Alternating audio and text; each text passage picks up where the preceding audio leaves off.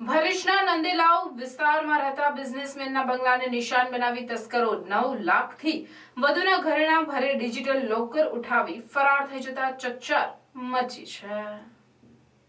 ભરૂચમાં ઉનાળાની ગરમીનો પારો ઊંચી જવા સાથે દિન પ્રતિદિન ચોરીની ઘટનામાં વધારો નોંધાઈ રહ્યો છે।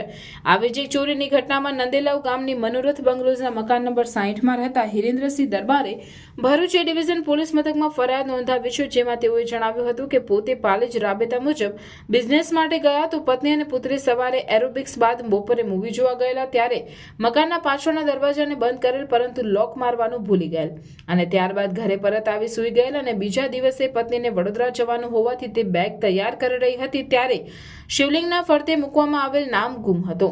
અને શોધવા માટે બેડરૂમમાં બાથરૂમ પાસે આવેલા કબાટમાં ડિજિટલ લોકર ખોલવા માટે ગયેલા, જે જઈને જોતા ખબર પડી કે આખું લોકર જ ન હતું અને ચોરી થઈ હોવાનું માલુમ પડ્યું હતું। લોકર જે ગુમ થયું તેમાં એક ડાયમંડ પેન્ડલનો સેટ કિંમત ₹2 લાખ, એક ડાયમંડ પેન્ડલનો સેટ 1,20,000, એક ડાયમંડ પેન્ડલનો સેટ 30,000, એક ડાયમંડનું મંગળસૂત્ર બુટ્ટી સાથે 1,20,000, એક સોનાનું મંગળસૂત્ર બુટ્ટી સાથે 30,000, એક સોનાની ચેન 20,000, બે સોનાના હાથના કડા 1,20,000, એક સોનાનો સિક્કો 30,000, બે સોનાની લકી 40,000, એક જોડ સોનાની બુટ્ટી 1,20,000, તુલસી માળા સોનાની 40,000, બે જોડ સોનાની બુટ્ટી 30,000, બે સોનાની વીંટી 15,000, એક ચાંદીની વાડકી 7,000, એક ગોદરેજ કંપનીનું લોકર 5,000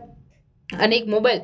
ફોન 5,000 નો મળી 9,32,000ની મત્તાની ચોરી થઈ હોવાનું જણાયું હતું। આ અંગે ભરૂચ એ ડિવિઝન પોલીસ મથકમાં ફરિયાદ નોંધાવતા પોલીસે તપાસ હાથ ધરી છે।